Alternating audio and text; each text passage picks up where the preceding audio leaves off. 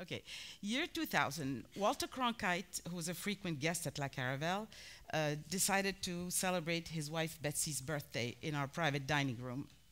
So he asked Andre and myself to organize everything, which we did with huge pleasure. And toward the end of the evening, he calls us in, says, "Come and join us." We get into the room, and then he stands up and he says to everyone, "I can speak in front of millions of people on television, but I don't know the first thing about hosting a birthday party. For that, I trust Rita and Andre." So for us, it was phenomenal. And it also was like a light went off, and it confirmed what really hospitality is all about. It's not just about providing great food with great service. It's more than that. It's the added touch that will make the guest feel happy and special and give him an extra dimension in his life.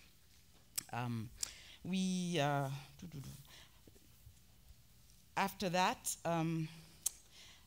we want to see what is hospitality, define hospitality. The dictionary says, friendly and generous reception and entertainment of guests, visitors, or strangers, intended to make them feel welcome. We can trace back hospitality to ancient times. The Greek mythology said that if you mistreat a guest, you incur severe punishment by the gods. The Celtic societies treated hospitality as protection. In India, guest is God. Then we have even the Native American culture has legends about hospitality. But in the Middle East, where I come from, it's that plus a way of life. It's really a way of life, and it's ingrained in you when you are born and you grow up. When I was 4 years old, it's funny, I don't remember much, but some things stick in your memory, and this is one of them. My parents hosted a lot of parties at home, and that my biggest frustration was that bedtime thing on those nights. Why did I have to be sent to my room when there were people there that I could go and host and greet and have fun with? That I could never get over that. So it all went uphill since there, up to that. Actually, in Arabic, when you greet someone the first time, you say ahlan wa sahlan. And literally, it means family and ease. Family, obviously, you're joining our family and you're feeling, we treat you like family. The ease, because in those days, people traveled rugged terrains and a lot of obstacles. There was no Uber at that time. And they had hostile encounters. So that's the ease, why the ease comes into play. In Lebanon, where my sister still lives, I was talking to her the other day, and I said, "Hey, tell me a little bit how you see it now that you've been there all this time. I left a long time ago." And she said, oh my God, instantly, it's like a flow of words that came out of her mouth. She said, the guest is someone we put on a pedestal, especially if they're foreigners, even more. We want to show we genuinely that we can treat them like they're part of our family, our house. And she even told me that a couple of foreign diplomats who were posted in Lebanon, when their tenure was over and they finished their career, a few of them moved back to Lebanon just to experience that hospitality because they just were so taken by it. So back to Rita Jammet.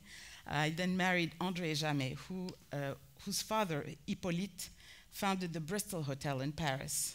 And actually, interesting fact, Andre was born in room 732 at the Bristol. So he was born in hospitality. And actually, his father was also an amazing human being. This was during World War II. He incurred huge danger by hiding a Jewish architect and many Jewish people to give them safe passage so that they can escape. And I mean, he was a bit unconscious to do that, but he just felt it so strongly that was huge meaning of hospitality as well. Then in our family, as you saw, Nick, who just introduced me, and actually Patrick and Christophe also, they have hospitality ingrained in them as well. And I'm so thrilled about that. It comes from both ways. First, the origin, and then having it at home every day, and the industry in which Andre and I are working. So Nick went on to found Sweet Green with his 2 college mates at Georgetown. And he interpreted hospitality in his own vision, their own vision, that is today as well. So to show how hospitality can be declined in many different versions. So hospitality is, as we were intimating before, it's an abstract notion. It's something intangible. You can't touch it. It's made of very positive attitude. That is super important. It's the whole premise of hospitality is positive mind, positive approach. Hospitality doesn't cost you much, and yet you can have a huge impact with it. So that's why we come to the next topic, is the code of hospitality. Why a code? Because hospitality being if you want to teach hospitality, you have to establish guidelines to kind of explain it first and then teach the hospitality. And actually, Union Square Hospitality Group and Made Nice Group understood that early on.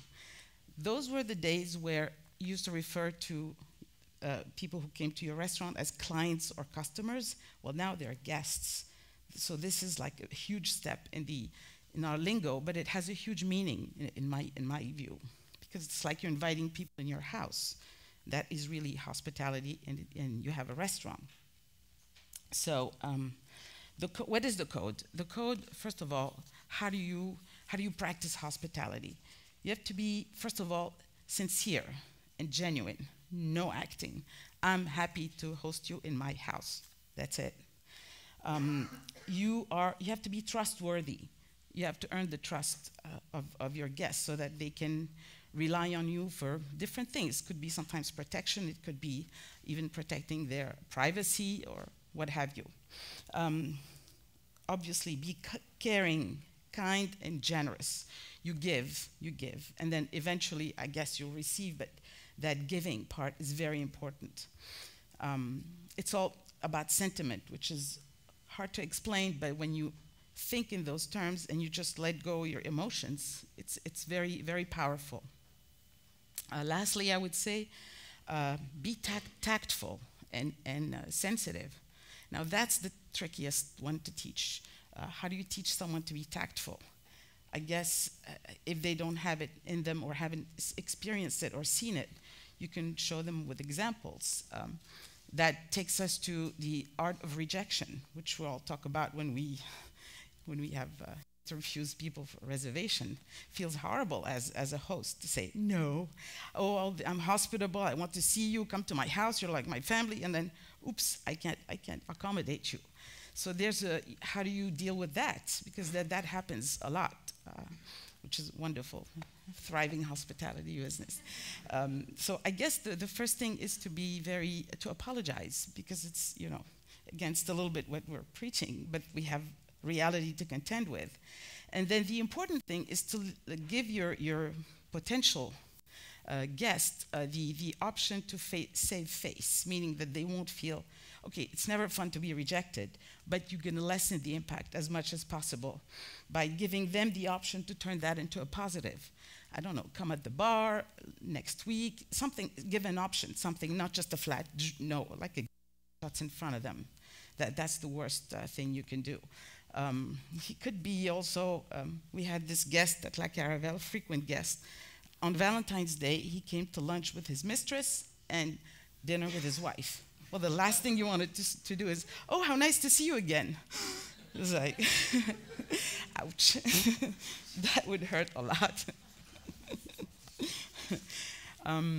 So, having closed La Caravelle 10 years ago, personally, I have been so touched to be the recipient of that hospitality.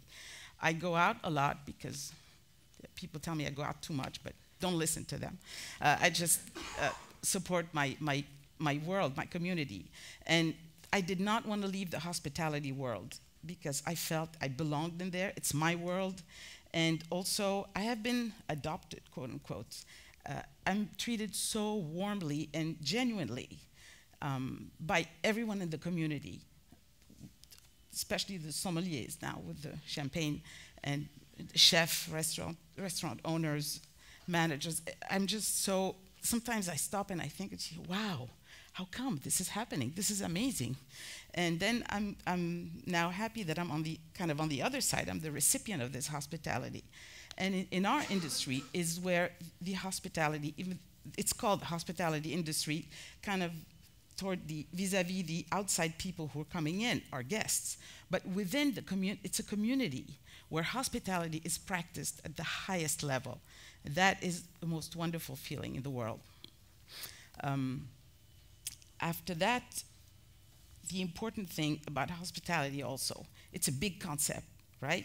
But it's when does it have the biggest impact? It's the little touches that have a huge impact.